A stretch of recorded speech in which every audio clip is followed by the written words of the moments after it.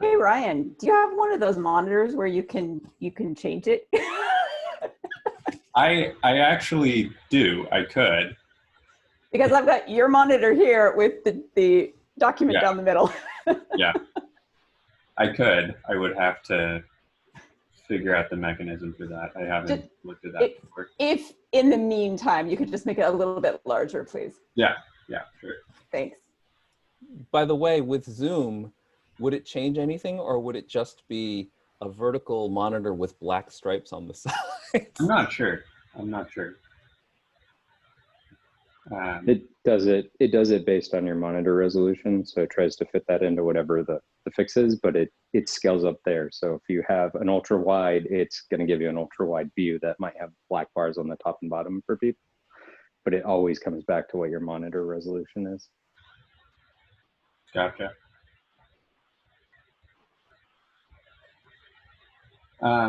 So starting us off on chapter 7, the focus of this one, we're building another feed-forward neural network, kind of the same as last chapter, but now we're applying it to a different set of data. We're looking at image classification. And so the key takeaways here is really the data sets and the data loaders and some of the Torch Vision data sets that we have access to. So in the past, we've looked at MNIST. That's the one with the handwritten digits, very simple, just grayscale. And on this one, we're now looking at CFAR10. I don't know if that's how other people pronounce it. That's how I've always said it in my head. I realize I've never said it out loud now. But that one is made up of 60,000 3-channel red, green, blue, 32 by 32 images. And it has airplanes, automobiles, birds, and a few other classes. This is a subset of a much larger data set that was labeled with 10 different classes, basically. And we can pull this out of the Torch Vision package. If you install PyTorch, Torch Vision typically just comes with. That's actually the way they recommend it when you go through the conda install process. And so there's two things that you need to really know about data sets, and that's that they have a length and they have a method to pull an item out of them. And those are the underscore underscore length, underscore underscore and the underscore underscore get item. And so those basically tell you two different things. One of them is how many items are there in the data set, and then the other one is how do I, like what code do I run in order to actually extract a specific sample. So you say, I want to load the 57th item, you pass it 57, and then it will give you the data for the 57th. And so once you have a data set, then you might want to transform it in various different ways. So it might load it in one format and you want to do something on top of it. So they showed the examples of cropping and flipping. And then by default, some will load in as NumPy arrays, and you might want them as Torch tensors. And so there's even a transform to turn something into a tensor.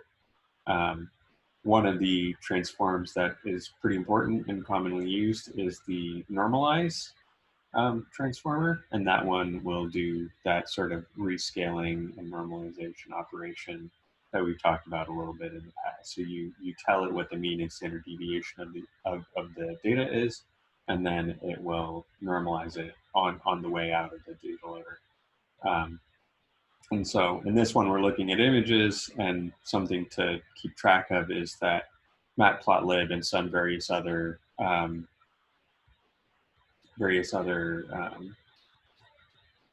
libraries use a different channel format than PyTorch does. In PyTorch, we were discussing how the channels always come first. That might not be true in some other libraries. So just something to keep in mind. Any questions about that section so far? Hey, Ryan, not really a question, but if there are people here who are really new to Python, can somebody just explain what those double underscore, like that general convention in Python, what that means? That's Go for it. Those are built-in sort of system-level default methods that exist on almost all objects. So any kind of container typically has a len. There are only generators and other things don't. So so that an external function like len itself, the function len, can then be called on that object, and it knows where to go to run a function that can tell it what the length of that object is. And so the same, there's dunder stir for string. There's a lot of different dunder functions. Those are just system level sort of, they're part of the language. So they're, and an underscore in general just means this is kind of hidden and you're not typically supposed to deal with it. A double underscore means it's one that you can create yourself if you want to change the default behavior of a class or object.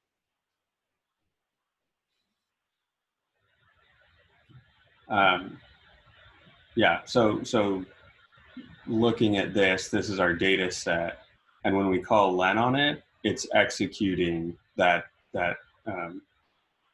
method that we just defined.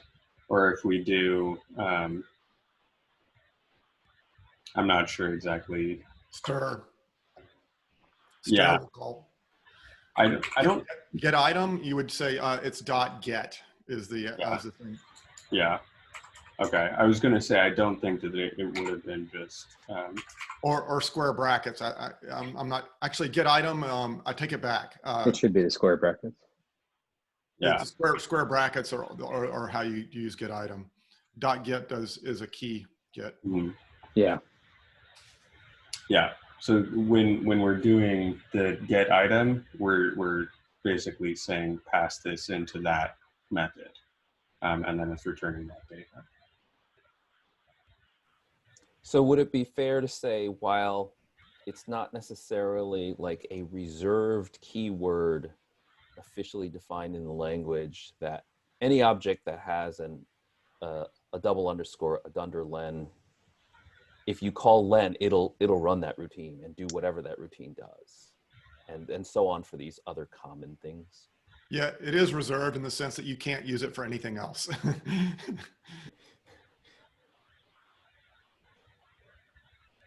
Are there recommendations in terms of the transforms and the sequence of transforms? Like you're doing a normalization, and you also want to flip, or you want to do other data augmentation. Are you supposed to normalize first and then do the augmentations, or does it matter what sequence those are in?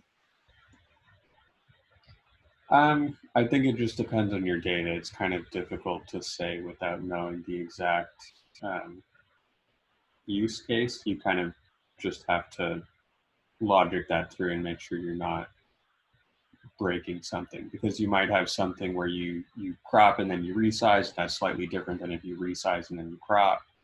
And so you kind of just have to think that through a little bit depending on what your scenario and data is. Makes sense. But Ryan, if any of the augmentations significantly changed the range of values, then you would probably want to normalize last, right? Yeah, that's true.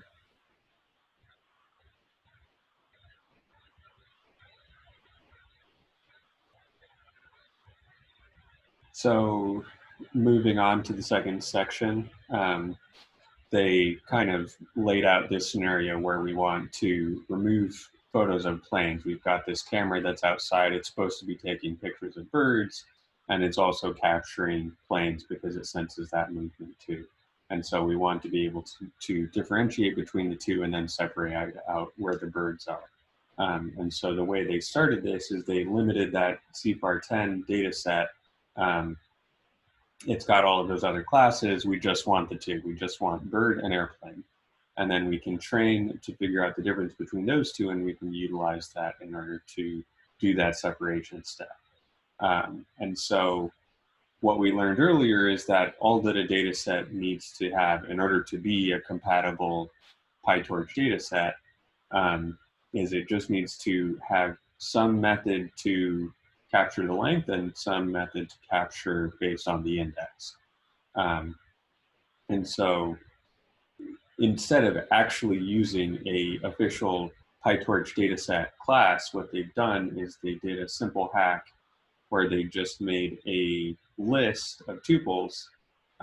With inside that tuple, there's the input image, and then there's also the label. And so it's just kind of a happy coincidence that a list has that property where you can measure the length and you can also index it and pull out items like that. And so what they did is they kind of iterated through that in order to make a pseudo data set. It's not truly a PyTorch data set, but it is compatible. And so using that, then they started showing how do we make a feed-forward model that's compatible with images. And so one of the complexities there is we have a data shape that is not compatible. And so we have to think about how do we make this something that's actually usable. And so we have 32 by 32 by 3, and our dense network can only take vectors into it. It can't take an image with different dimensions like that.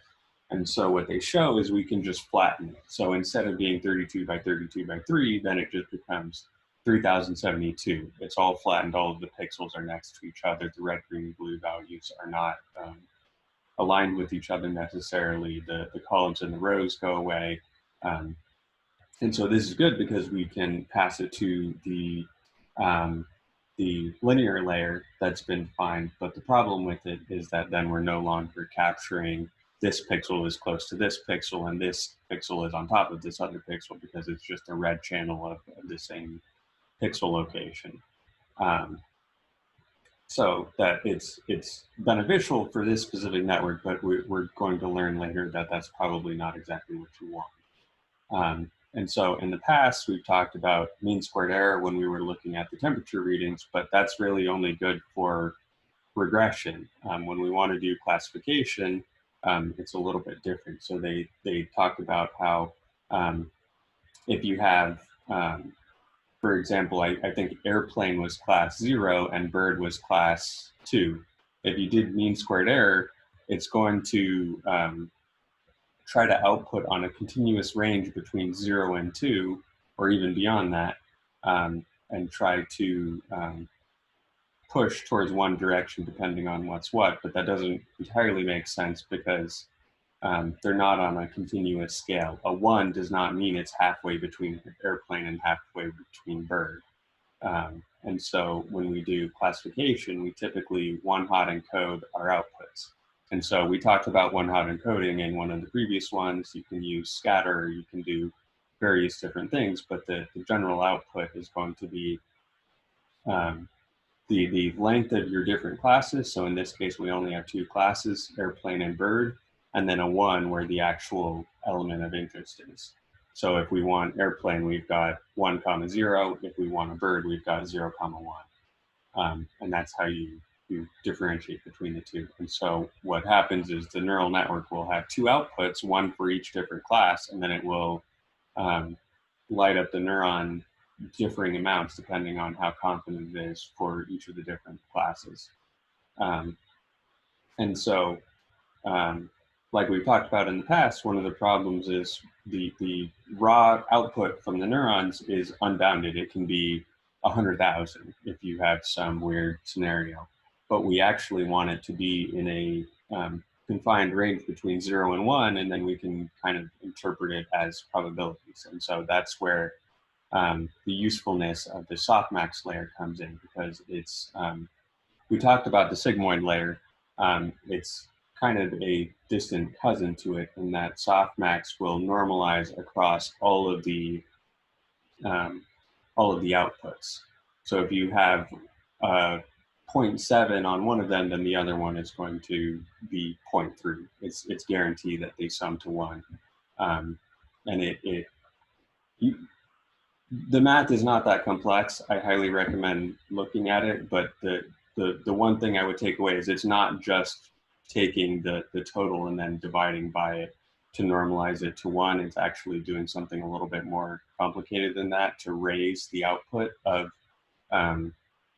whatever the maximum prediction is.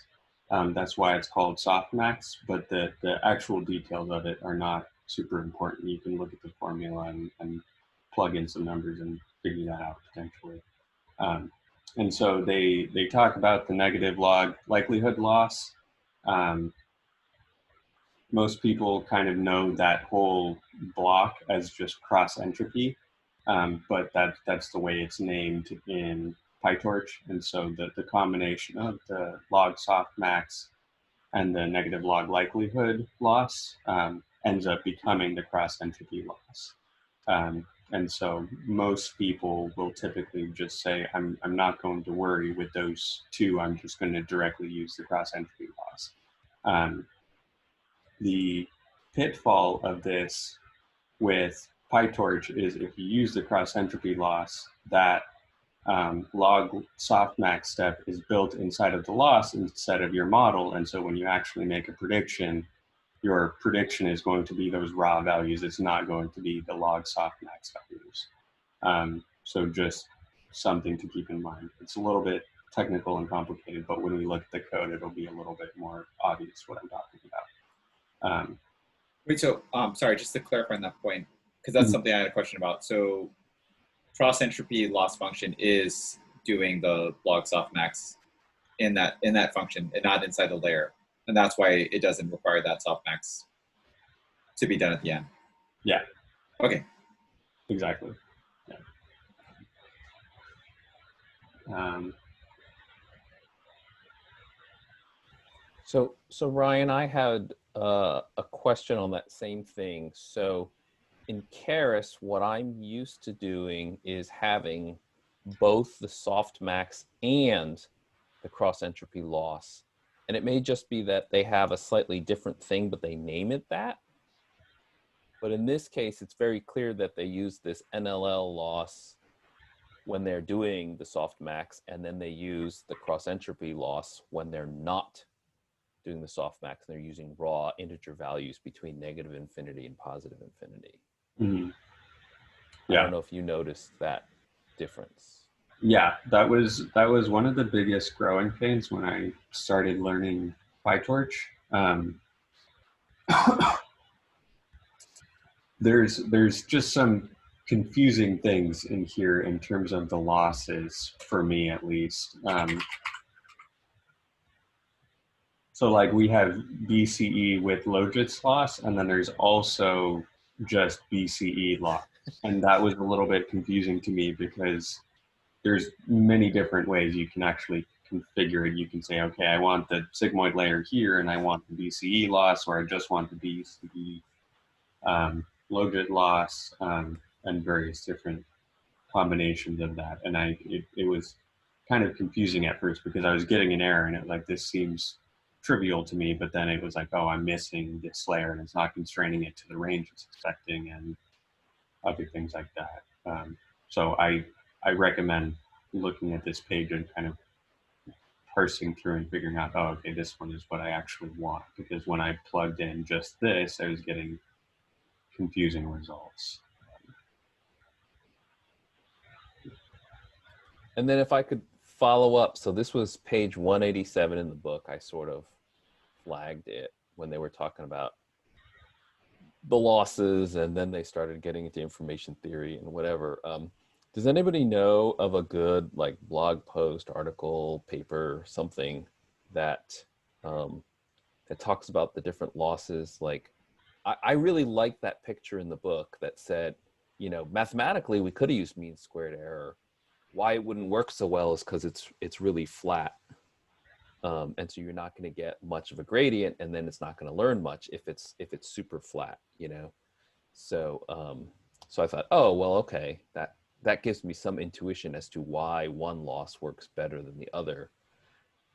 But I still, for me, it's just sort of like a memorization thing. Like, oh, multi-way classification, use softmax, use cross-entropy, but I don't know. Yeah, I don't really have any great resource for that. That's something I've kind of just built up over time. And it's not really like there's that many distinct options that people typically use. If you're doing multi-way classification, it's basically always softmax. If you're doing regression, it's pretty much always mean squared error or some variant of it. So So you learned those two, and we've learned those two now. Right. Kind of just know to pull out those tricks. I've browsed the PyTorch losses multiple times, and I've considered, oh, would this be useful in my case? And almost always it's been no. So I guess maybe what I'm reacting to is I'll read somebody who's talking about a network they built either on Kaggle or in some archive paper, and they'll introduce some other loss function, or if they're doing a different kind of thing, like I was reading about contrastive learning. And so then you have to have a different loss. It's not classification, it's not regression, right? But I don't know. I feel like maybe I could understand it, but a lot of it kind of went over my head. So I don't know if anybody else in the meetup has any books or articles that they like. I don't have any books on articles, but I experiment a little bit, not with neural networks, but with other models, Bayesian, logistic regressions. I did a bit of experimenting for my students, and I showed them that different way of calculations, different way of computing a loss yields different good metrics. So it's basically, you want to work it back good for your business objective. That's it. And they may work differently. This is at least what I told my students. But if somebody, has any more profound understanding of it, I will listen. Thanks, Maya. You're welcome.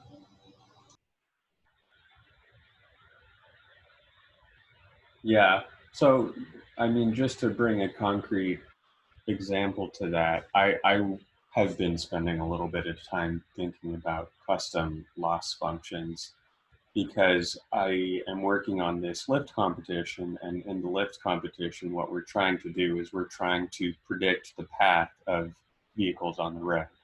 And so we predict 50 different time points.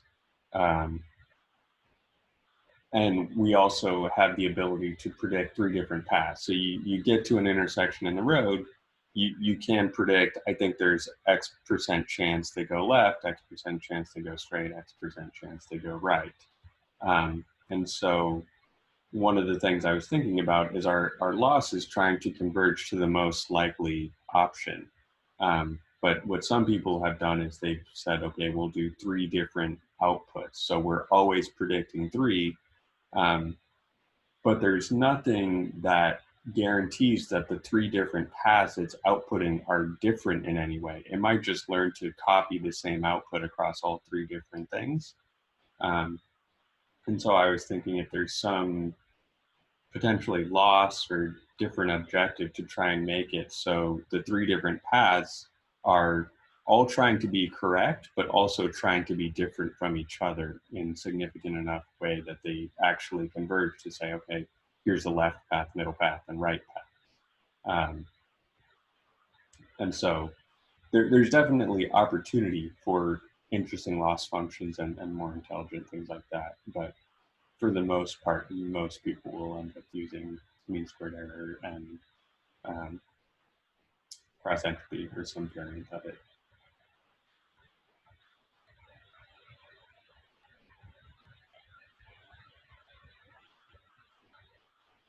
Going back to the book, so they're using the same training loop basically from the previous chapters. Not that much has changed, but one thing that they did change is when you use a data loader, it will actually prepare things in batches. So in the previous examples, we were looking at such a small training set that they can put the entire thing directly in memory. They can compute the gradients for everything all at once. But for these image data sets, it's not necessarily possible to say, I'm going to calculate predictions for every single sample, going to calculate the gradients for all of them, and then go with the backpropagation set. Sometimes you just don't have the computational resources for that. And on top of that, it can also be much slower to converge. And so the data loader is configured to make small batches for you. I think in the example they showed it was 64 samples. So we've got 60K, but we're looking at just 64 samples for each batch. And so it's shuffling them and it's giving you a random 64 out of the data set multiple times, repeated over and over again.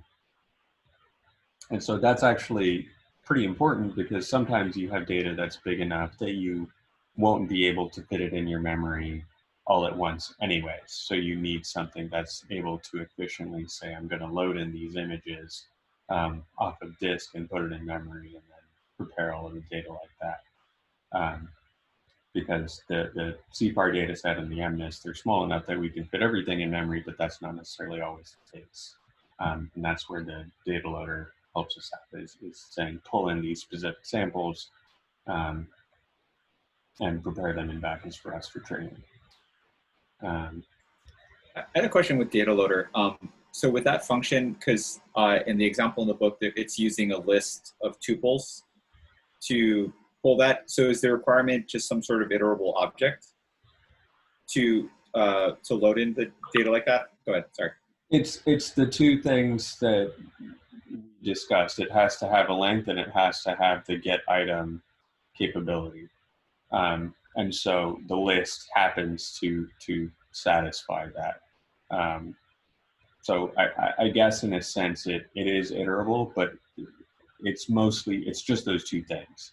You just have to be able to measure the length and say, okay, there's this many samples, and then you have to be able to index it and say, okay, when I put in the number 0, grab me the 0 with index, pull out that specific data sample.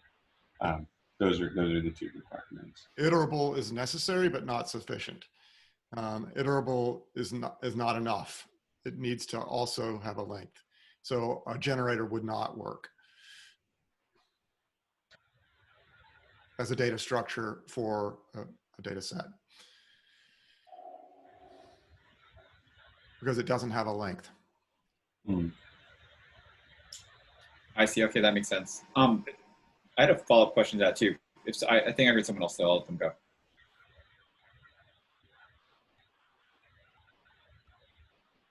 Okay, maybe not. With the shuffle option, is it doing bootstrapping? I mean, is it putting the data back in? Okay. So it's going to do a full epoch for you. So it's not doing it with replacement. If you iterate through the whole thing, you're going to see one full copy of the entire data set, unless you use a sampler or something like that. And that's when you can start doing bootstrapping and stuff like that. That's something I've been playing with this week. I guess I was kind of curious then what the purpose of, I mean, because we shuffled, or I guess maybe we didn't shuffle our data initially, but what's the purpose of shuffling your data at each time you're calling a new batch? So it's shuffling the order that it creates the batches. So you don't necessarily want to be exposed to the same batch every single time. So let's pose the scenario, you've got 60,000 data points, you're grabbing them out 64 at a time. You don't want your batch to always be 0 through 64, then 64 through 128, and 128 through 190, whatever. Because that's going to yield you the same batch and similar gradients every single time. You actually want the batches to have intermingled points every single time, so you get a different look at the data and a different gradient output. Okay, so it's doing a shuffle initially and then just generating batches off that initial shuffle. Because I thought it was shuffling data, grabbing a batch, and then shuffling it again, which I wouldn't understand the purpose for, but if it's not doing that, that makes sense. Yeah. So it's not doing a shuffling of the batch, it's doing a shuffling of the data that goes into the batch. Yeah. Okay. So just to clarify, Ryan, so every epoch, it's seeing different data. Well, I mean, the same examples, but it's seeing them in different order, different batches. Mm-hmm. Exactly. Yeah. Right. Because there's one thing where it's like, let's say you had all the birds and then all the airplanes. You wouldn't want to train it where it got all the birds in a row and then all the airplanes. To solve that, you could shuffle it once, but in this case, every epoch is a new shuffle. Because the order in which it sees items affects what it learns. Right. So I burned myself with that this past week when I was working on the lift competition, because I was training my model, and it can, the data loader that I have, it can load way faster if I'm doing things sequentially. And so for when I was just kind of prototyping, I would turn the shuffle off, because then I can just iterate through points really quickly and make sure it's at least doing the correct thing. But the downfall of that is the way the loss would follow. It would get really, really good for a little bit, because the data that we're looking at, it's a whole bunch of different scenes. And so it would iterate through one entire scene and just completely master that one scene. And then it would get to the next scene and it would say, oh, this is an entirely different scenario, and not be well suited to that. And then I figured out why that was happening. I turned shuffle back on, and then all of a sudden I realized it had more normal properties where it was just continuing to improve over time. So just making a concrete example out of that.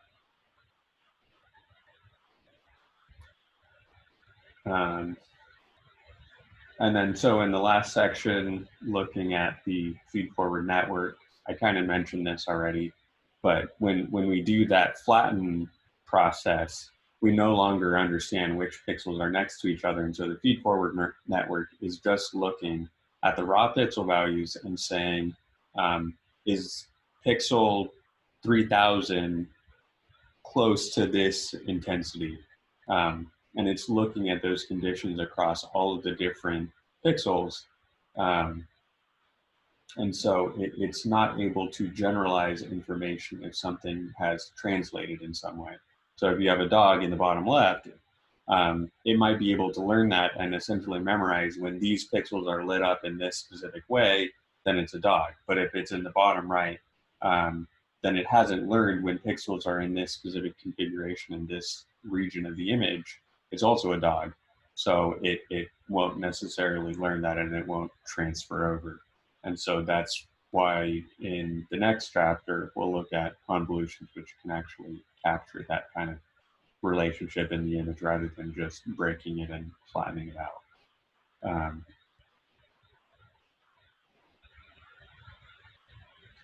Any questions before we get into the code? Well, this is probably a really naive question, but effectively isn't taking a 2D view of the 3D world suffering from all the same problems? You can't recognize a dog from the other angle because you've lost all of the 3D information by flattening it into 2D. Just like with this, you've lost all the 2D information by flattening it to 1D. That's true to an extent, but you also assume that in your data set, you will have different views of the same image potentially. So not necessarily the same image, but let's say you have some certain dog, you can have pictures from all different vantage points, and you can learn over time, okay, here's the general texture. Whereas when you're doing the simplified 1D look, you're literally memorizing the pixel locations of all of the different Okay, thanks. intensities. That's a good point. I haven't thought of it like that. I'm sure if we had a 3D representation, that would probably be really powerful. I don't know exactly how we would accomplish that, though.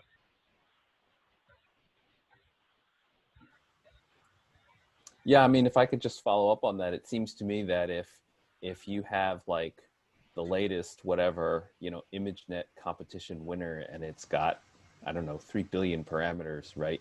If it somehow actually understood the 3D world representation, then maybe you only need, 1/10 as many parameters, because it is encapsulating, instead of, like you're saying, needing to see dogs from 30 different angles. It could just somehow, again, I don't know how you would represent it, but it could somehow know, like, oh yeah, this is the dog, from the side, this is the dog from the front, and they're different representations of the same underlying 3D model. in theory.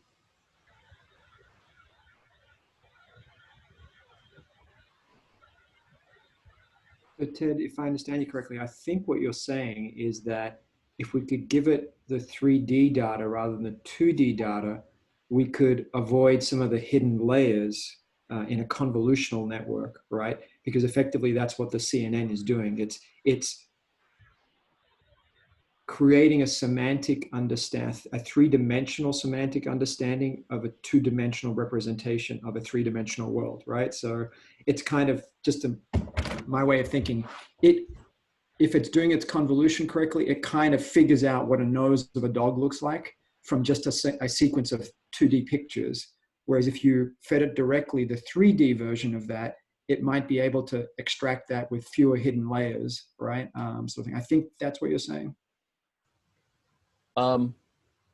That might also be good. What I was saying was something slightly different, but also I was just saying something like theoretical, not that it actually exists, right? So convolutions in the next chapter look at pixels that are near each other. Okay, I'm saying if you had some magical thing that turned an image into the underlying 3D representation. I don't know what it would be, but if somehow you could do that, right? Then when you saw a picture of a dog from the side and you saw a picture of a dog from the front, instead of basically learning two separate things that both map to the label dog, they would actually map to the same underlying one thing. And if you only have one thing, then you wouldn't theoretically need as many parameters because you don't need as much information to memorize in your network. Right. So my simplistic understanding, and guys, please weigh in because we're just, we're sort of trying to educate ourselves here. My simplistic understanding is that by having those two separate images of the dog, the convolutional network or some layers of the convolutional network will effectively build a 3D model of the dog. Yeah. Right. If you had some math that would do that. No, convolutions do not build a 3D model of anything. No. We're saying if you had some newfangled hypothetical Z transformation that built a 3D model from a 2D picture, just hypothetically. Yeah, you would have to build the representation into your model structure itself. Right. Yes. Yeah. Yes. So this goes to the fundamental theme that if you can understand your data and you can build a representation that accurately captures it, then you need a whole lot less information, right? So like if you were training a network to follow the trajectory of a baseball, right? If you programmed in that physics, you might actually be able to build a really tiny network that could very accurately project the path of baseball. But if you built none of that and you just had like a video, which is just a series of pixels with, you see the little white thing move from left to right, then you would need a very massively large network to ultimately get good at predicting the trajectory of a baseball. So is there really nothing like that? That seems reasonable to me to do an RGB on an XYZ axis. There's that's called a mechanistic model, when you take some model of the world and then you try to initialize the parameters of that model using machine learning or just statistics. So that's like what we do for weather. It's what we do for viral epidemiology. So that's a whole other topic. And then there's something in between called capsule networks, which are attempting to find out what that representation is without giving it any physical model of the world. So we're trying to create those 3D models without even knowing that they're 3D. So that's a whole area of research, but it's not what deep learning is currently concerned with. Well, we'll talk about this more next chapter because the next chapter is all about convolutions. But one of the important things that they point out is that it's translational invariant. So it's any translation across the image. So it can be further to the right, further to the left, up or down, but it doesn't necessarily mean that it's invariant to rotations. So in this example a while ago, they were showing that you can pretty easily fool some of these systems by just taking the same thing and just saying, okay, let's flip the bus upside down, and then all of a sudden it's some entirely different thing. So I think that's kind of to the question earlier. We are good at some things because of these CNNs, but it doesn't necessarily guarantee an understanding of 3D representation. But we can discuss that more next week.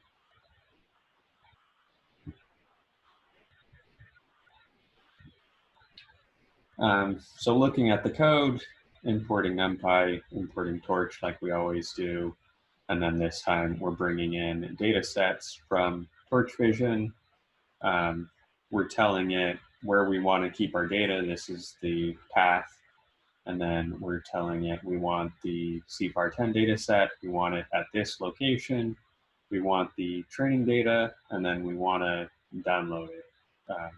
And then we also want the tests or the validation data set. So we're also going to download that as well. So these are our two different data sets, and we're loading them in these different variables.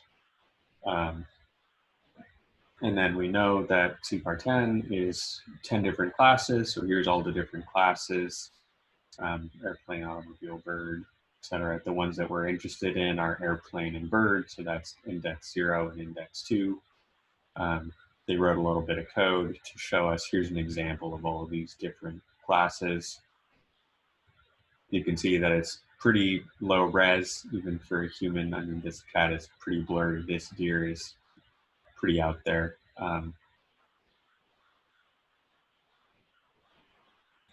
And so we can see that what the CFAR10 data set gives us by default is when we pass it an index, so we say we want to grab the 99th point, it returns the image and the label to us. And then if we want to look up what the normal human interpretable name of the class is, we can just plug in that index into the class names list that we defined before. So this is looking at all of the different transforms that are available to us. There's a whole ton of options here. You can do various different things, resizing and scaling and cropping, and make it a little bit brighter, make it a little bit, flip it, do various different things.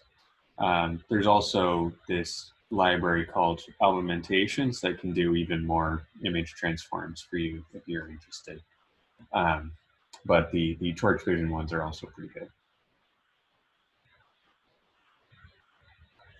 So they start by just defining the two tensor transforms. So this is the one, it just takes it from a NumPy array and it turns it into a tensor. And it also rearranges the channel. So it used to be 32 by 32 by 3, and now it's 3 by 32 by 32 because we want the channels first when we're doing PyTorch stuff. So now we redefine the data set, and this time we're going to turn it into a tensor on the way out. So this is the transform that we're defining. And now when we index it, we can see that it outputs a tensor instead of anything else.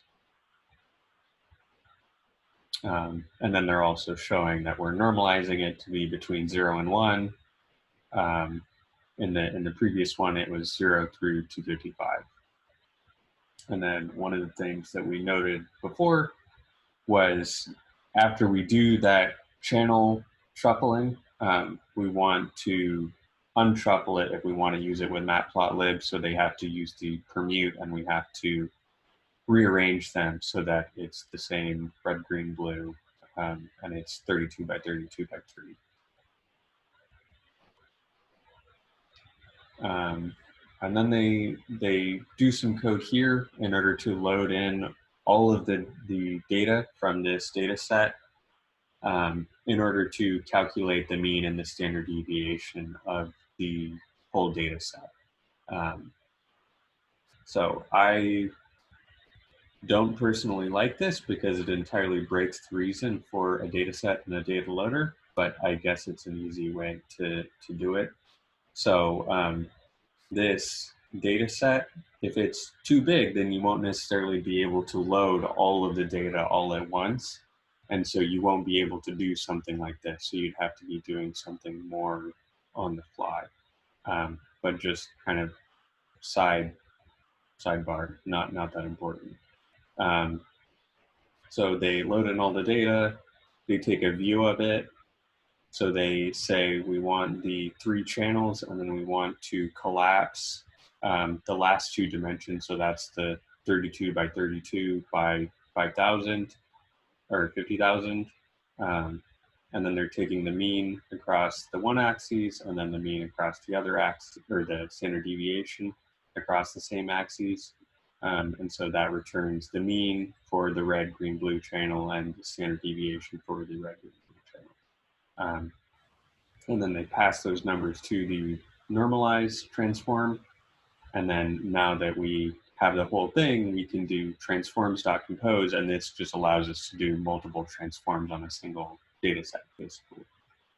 So we want to turn it into a tensor, and then we want to normalize it given the parameters that we just learned from loading in all of the data. And then they're showing us that the image gets clipped because now we have it, the mean is 0 and standard deviation is set to this. And so our values are outside of the range of what Matplotlib expects images to be. This isn't super important, but it's just, if you ever plot an image and it looks wonky, that's why you've moved your images out of something that's a reasonable range for Matplotlib. And so you might have to do some sort of inverse transform here in order to make it look like a regular image again. By the way, Ryan, I don't think in the book they actually explained what Matplotlib expects. So I believe Matplotlib, if you have integers, it expects them to be between 0 and 255. And if you have floats, it expects them to be between 0 and 1. And here, most of our values are between -1 and 1 or whatever. And so I think what Matplotlib is doing is anything less than 1, it's all negative numbers, it's just treating as 0, which would be black. And that's why we're getting a lot of black, because half the values are negative. Yeah. Yeah, that's exactly it. And so you go ahead. Yeah, just a related question here. So is this true for all plotting types of tools, or is this just Matplotlib? I mean, I know there are other whatever libraries and such that you can use to plot instead. So is this consistent across, or is this just a feature of Matplotlib specifically? Other libraries might handle it a little bit differently, but this is how Matplotlib handles it. I can't necessarily speak to Plotly or whoever else. They might do something different, but I don't know exactly what they do. Okay, thanks. Yeah. Any other questions on this notebook?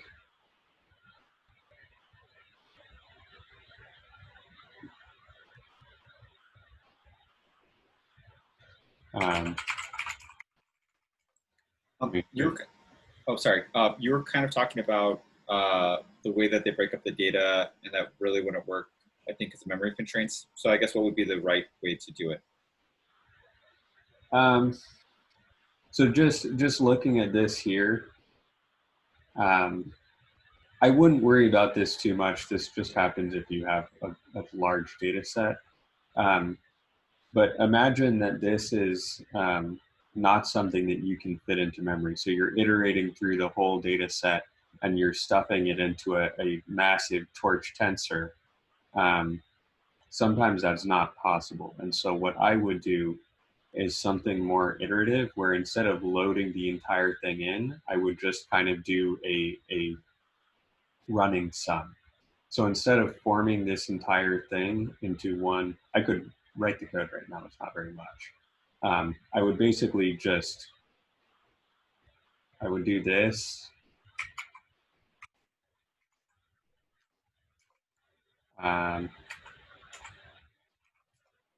And I would just do some code to calculate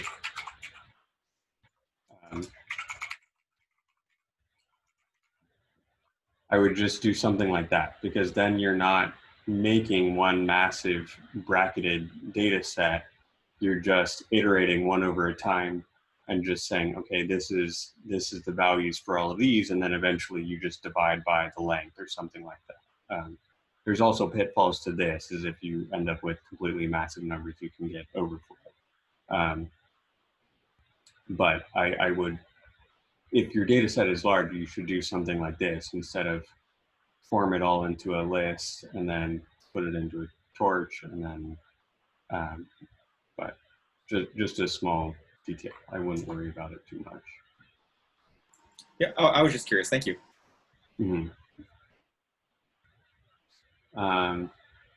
And I also pulled Augmentations up just as kind of a bonus. So Augmentations is a library that's gotten popular on Kaggle because it can do a lot of the transforms that are associated with images.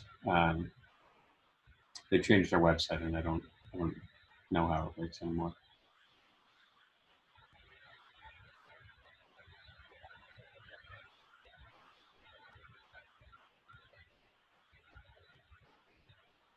Now they have so much.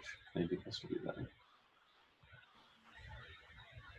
So Ryan, there's explicit whatever versions of Augmentations that work with TensorFlow and separately that work with PyTorch?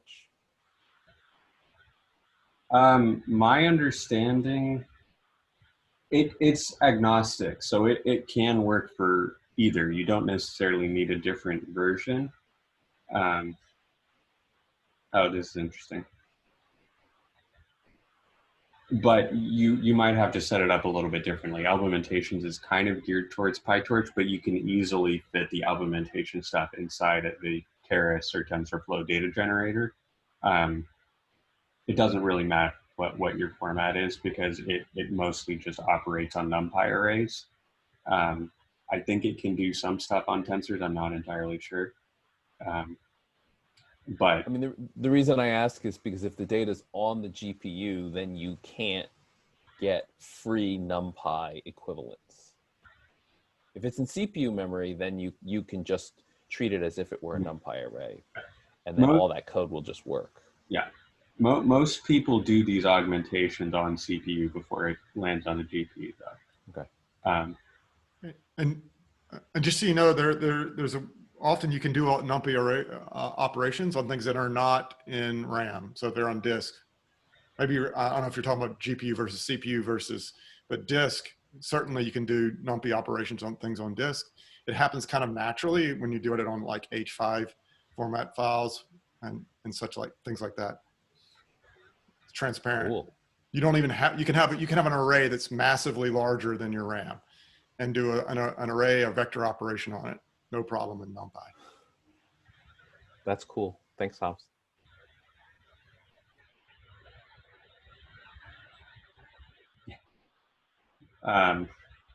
So this is just a little interface that lets you play with some of the various different transforms. So some of these are very useful. I've used this JPEG compression one in the past. Lots of useful things in there. Just something to be aware of if you're ever working with images and you want something beyond what is available in the Torch Vision stuff. There are other options.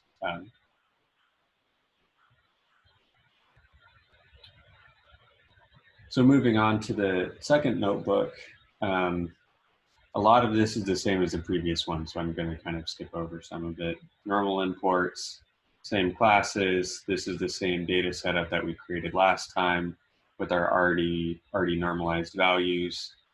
And then we're mapping our class names to the correct thing. So we know that airplane wants to go to 0 and bird wants to go to 1, so that we can do that simple one-hot encoding. Doing some transforms here. And then we're actually building the neural network. So we know we want to output 2 different classes, and then we're defining our various different layers. So we start with 3072, that's the 32 by 32 by 3 flattened out into a vector. And then the linear layer is 3072 in, 512 out. And then we're doing the tanh layer, and then we're doing the linear layer again. And so this is the same size as the previous one, so they're compatible. And then we're doing the number of outputs, which is our number of classes, which is 2, which it's the bird and the airplane. And then we're defining the softmax function. And so this is what I was talking about earlier. The equation here is not very complicated. If you want to toy with some numbers, you can figure it out pretty easily. But it's not really massively material. They define a torch tensor, and then they pass it through the softmax just to see what happens. And so you can see that the 3 gets the majority here, and then the 2 gets not very much, and the 1 gets even less than that. And so one of the things that they noted in the chapter was that the softmax layer, they're always going to say the same ordering, but the actual scale difference between them is not going to be the same. And whichever one has the larger amount is going to end up scaling higher. So we can see that 2 ends up 0.24 and 3 ends up over double it, even though their actual magnitude is only a difference of 1. So just something to think about a little bit. Looking at the softmax, it always sums to Brian? 1. Yeah. Yeah, sorry, I missed something in there. So what is that 1, 2, 3 then, and the softmax? I thought softmax was just probability. So I don't understand why scaling makes any sense to say that if they're just completely different things. So these are the potentially. So just imagine a scenario. These are the predictions of 3 different classes. So let's say it's airplane, bird, and boat. And it thinks boat with the maximum amount, and then we apply softmax to it. One piece of this is normalizing it so they add up to 1. That's this piece, the 1.0.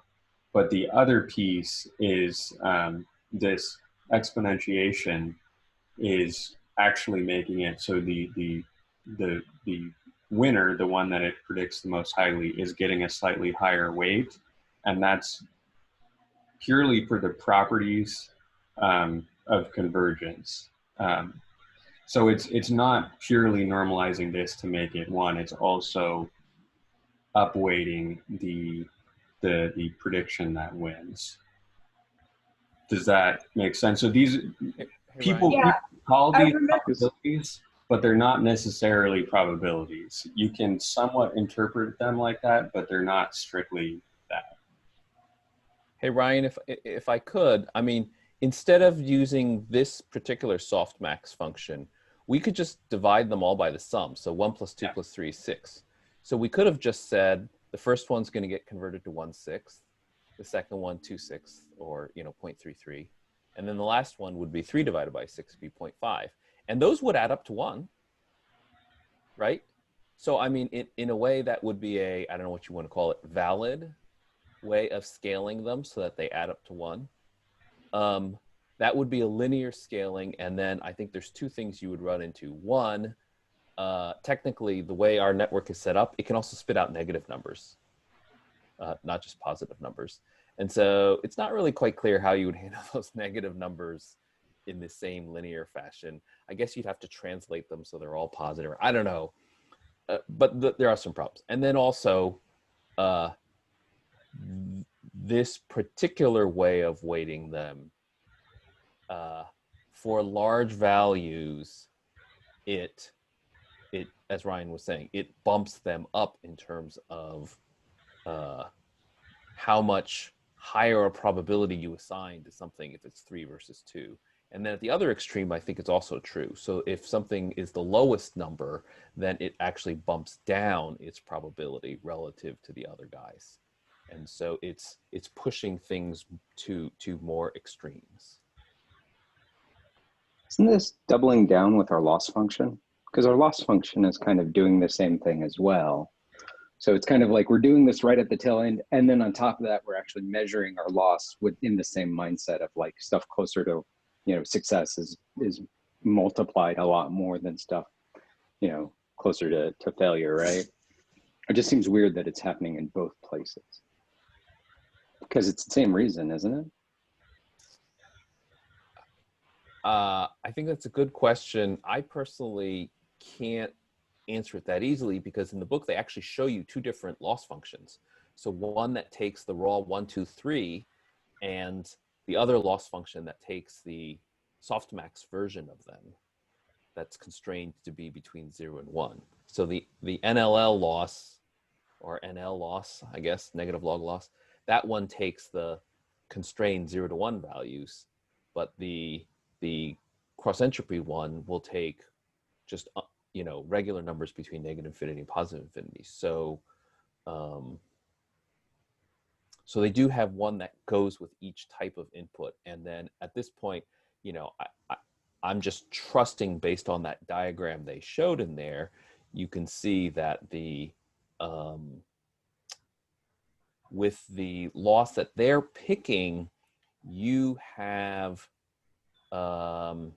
reasonable slopes that don't get too small, too close to 0, which means that you're still going to get a gradient to learn against. So on the left, you can see that you have to be really, really far into that left-hand corner before your slope will be very tiny. Whereas the mean squared error on the right, you can see there's a good chunk of values that you could have either on the left or on the upper right where, boy, your slope is really close to 0, which means it's not going to learn very much. There's going to be very little tweak to the weights in that next step that you take. I don't know if that helped or not.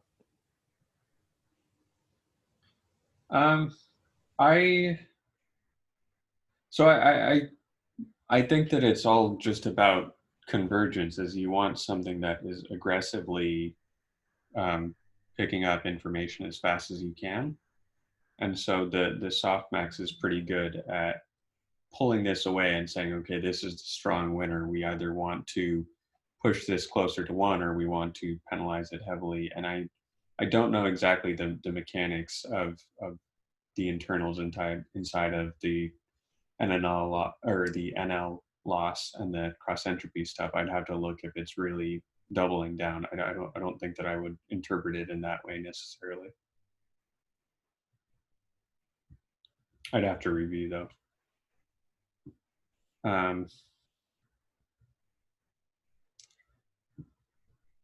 So this is defining the model again, adding the softmax, and then rearranging the data so we can look at it in matplotlib, even though it's messed up. And then this is adding an extra dimension so we can have a batch dimension. And then we're passing that into our model and getting an output. At this point, the model is completely just randomly initialized. So we get some probability for airplane and some probability for bird, but it's just random. It's not really anything meaningful. And then if we want to determine the actual index prediction, in this case, we take the max of it and we see that the first index ends up being the maximum. So we get an output of 1.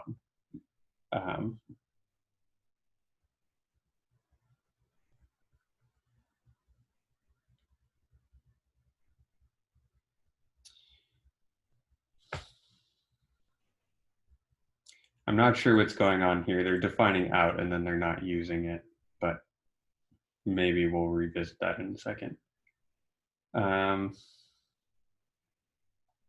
So they define the negative log likelihood. We don't really have to worry about that.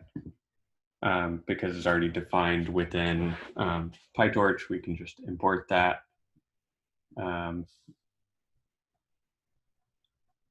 They're doing a bunch of exploration of the various different functions. I'm going to just skip down to the actual training portion. So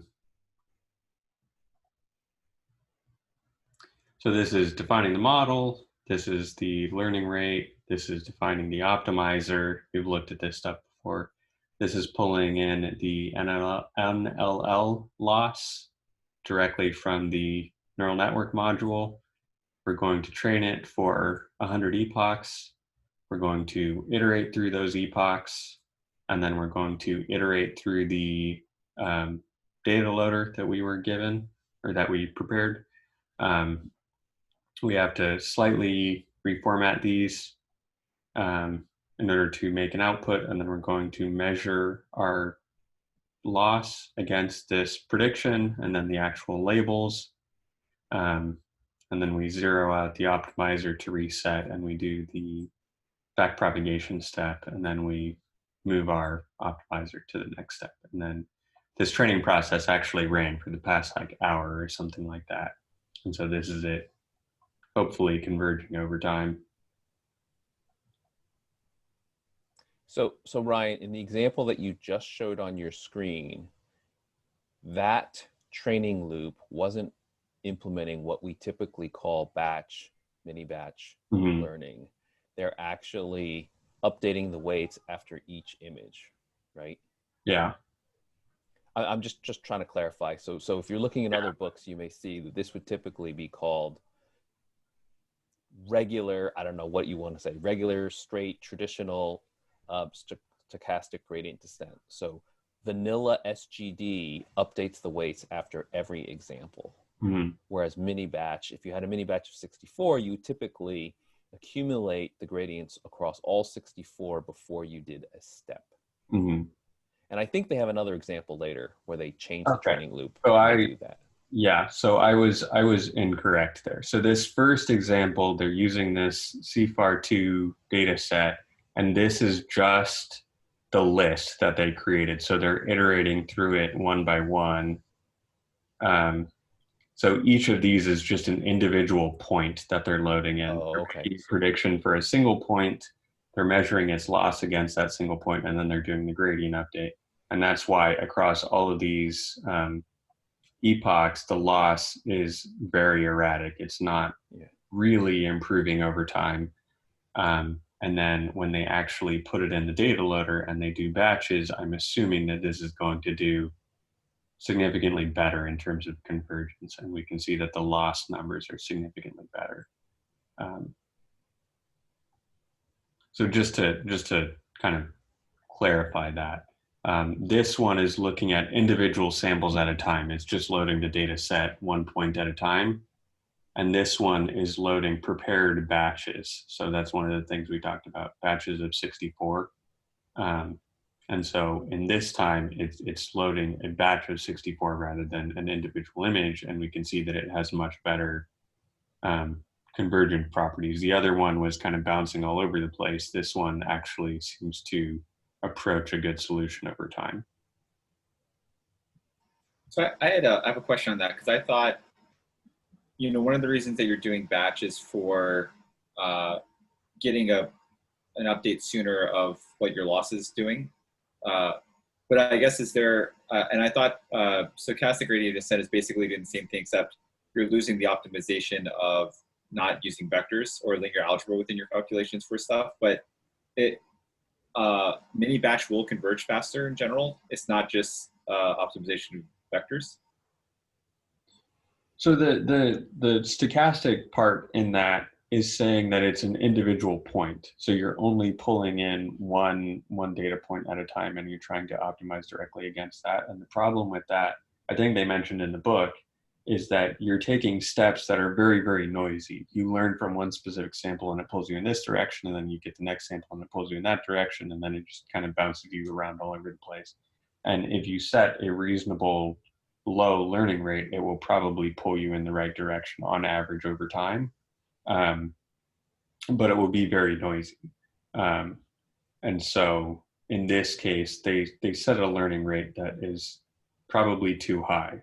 If we set a lower learning rate, it would probably converge better.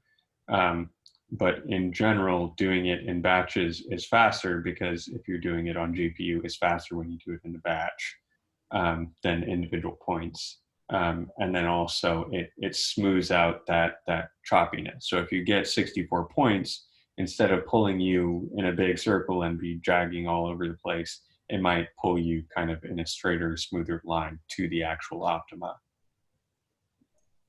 The other thing that they mentioned that was, I thought, really important is that by using mini batches, it reduces the likelihood that you will come to only a local minima and find more the global minima.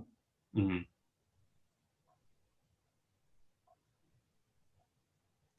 Did it say that in the? Yeah, I have a, yes, I bookmarked it. I'll go find it and I'll tell you where it is, but I do remember explicitly them saying that. And that's a general principle. That's what mini batches are for.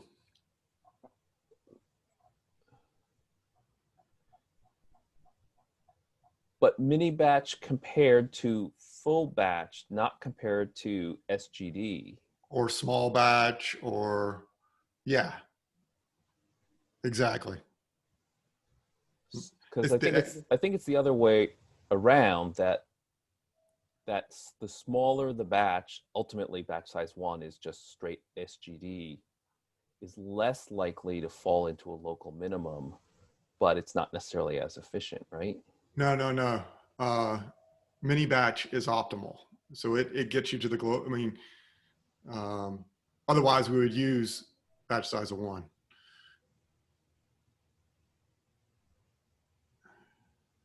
Finding what mini batch means for your particular problem, that's the challenge. And then full batch, would that work better or worse than mini batch? Worse. Mini batch is optimal. So like 16 is great. 128 is usually bad. Oh. But likewise, 1 or 2 is also bad. Yes, 1 is definitely bad. Okay. 2's maybe okay, but I don't know how. I mean, it's a curve. I don't know where the right, but it's not just a monotonic relationship. It's a curve where somewhere in the middle is optimal. Like exactly. 16 or If so. the batch size gets very big, then you might overfit your data set. Get beyond numbers like 64 or something. But yeah, you're reducing the stochasticity of your search. Mm-hmm. So you're preventing it from hopping over local maxima to get to the next minimum. So you want to add enough stochasticity so that it's moving randomly, but not too much so that it's just randomly searching a big space. There's been quite a bit of research in terms of learning rate stuff and then also batch size stuff. And there was a recent paper a while ago that was, so one common technique is over time you decrease your learning rate. So you assume that you're kind of iterating around what the optima is, and as you make the learning rate smaller, it will then be able to circle the actual optimal solution more closely. And what one of the papers shows is that instead of reducing the learning rate, instead you just increase the batch size over time, and that is also a valid way to operate on that. I don't have very strong opinions on the actual optimal batch size. I've tried various different options, and for me, most of the time, the consideration is speed more than anything, because I find that they're like with the data I'm working on now, I can do 16 or I can do 32, and the difference is not very big. But I know if I do something too small, it's probably not going to do very well. But I don't have the capacity to fit anything much bigger, so there's not a huge consideration there. Exactly. Hey guys, I have a question. If we can go back to loss functions for a second. Mm-hmm. So is the ideal loss function then always something that's pretty much linear across the space? Because we talked about, you know, the fact that softmax is more linear than MSE, for example, right? So is the ideal case then you want something that's just completely linear across the whole? You want what's called convex, so that it doesn't have any local minimum. You want to make it as smooth as possible, and get you towards, but the loss has to measure something that you actually care about. Right. That is actually the thing you're trying to maximize or minimize. Yeah, so Stephen, you still, I by no means am an expert on this, but you still want it steeper in the middle. You want it to learn more in the middle, and you want to have ranges outside that where it slows down how much it's learning, okay? So you don't want it just to be a straight line, and you need somehow that S shape or whatever. But if it's too extreme, I mean, imagine where it literally is just horizontal and there's zero gradient. Then if you get to that point, then basically you will never learn. Right, it won't change the weights, right? Yep. Right. So, so Ryan mentioned, I think last week, the idea of dead neurons where now they just can't learn. Okay, thank you.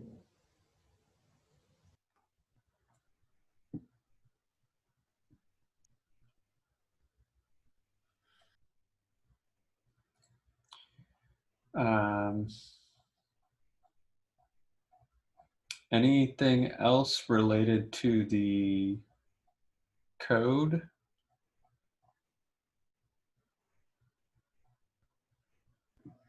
I figured out my issue with the with those two sets of three numbers.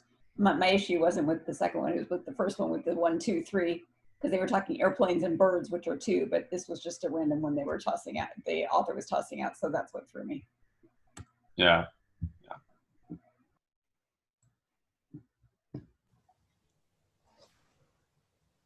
All right, so next week is the last chapter in part 1. So this is the last building block. So, so we're really close. We've got our training loop, and we're just going to get a different network architecture next week. We're going to introduce convolutional neural networks, CNNs. And from there, then after next week, we're going to then, instead of doing toy stuff, part 2 says, let's look at a real problem with, you know, hospital images.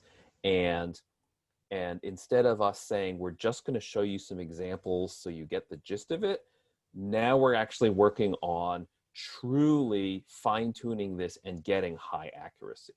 That's what part 2 is about, is incrementally tweaking to really solve a problem instead of just say, this is a toy example. We're not really worried about the results.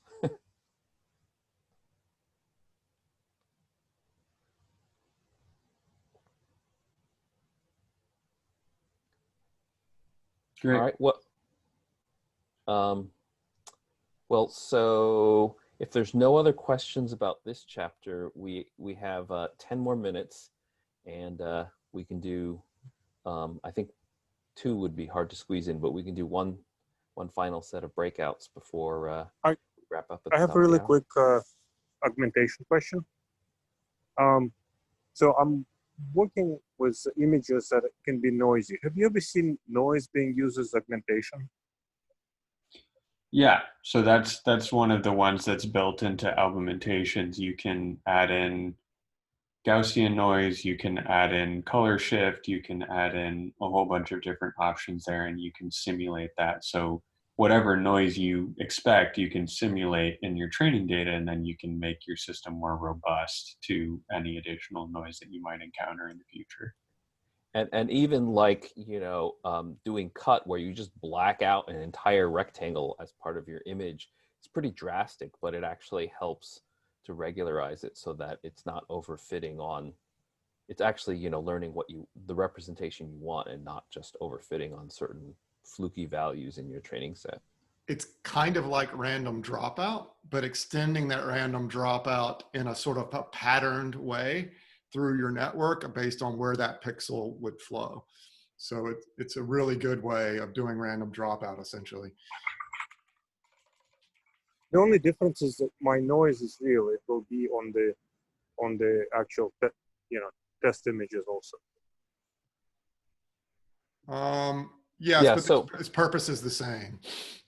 Yeah, so one kind of noise you can do is sort of like this this Gaussian blur, where basically it fiddles the values, and that's just sort of like fuzzying things. But I think there's one built in that literally will add, like, you know, whatever white, pink noise values to your image, and so you're literally adding, like, you know, snow onto your image, which I think is, Yuri, is sort of similar to the problem that you have. Yes. Yeah, I'll check it out in Augmentation, right? It's pretty rare to have that kind of noise in a real sensor. You have very, very limited numbers of pixels that are usually dark or respond in noisy ways, but it's not nearly as many as what's done during image augmentation. So its purpose is kind of different. It's not trying to make it robust to the noise in your camera, for instance. It's just trying to make your model better.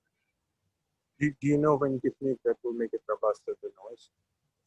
Yes, you just want to model that noise that you're expecting to see from your camera, and apply that in addition to these other noises.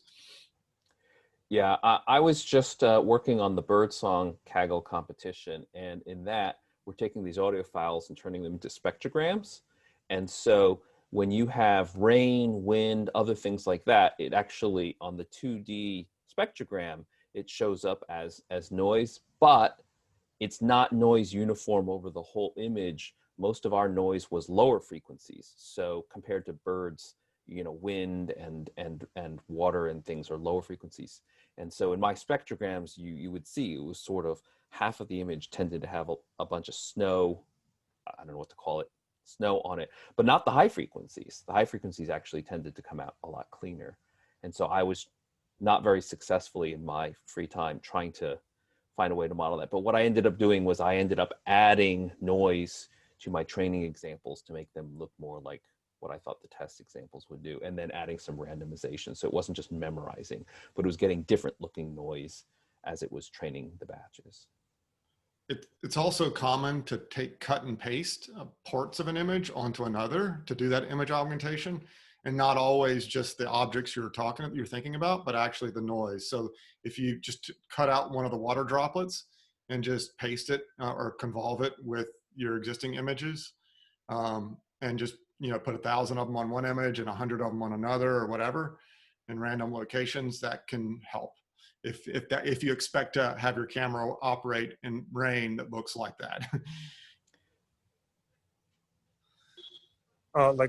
Basically like paste it with some like Gaussian smoothing, something. Gaussian smoothing. Yeah. If you had some convolution, an actual convolution filter that you think models what a rain droplet does to the image at that location, then do it. But I think in most cases, a rain droplet just creates a whole different little set of pixels at the location where that rain droplet is. So you can just paste an actual set of pixels at a bunch of random locations rather than trying to blend it with the existing image using a convolution. Okay, thanks.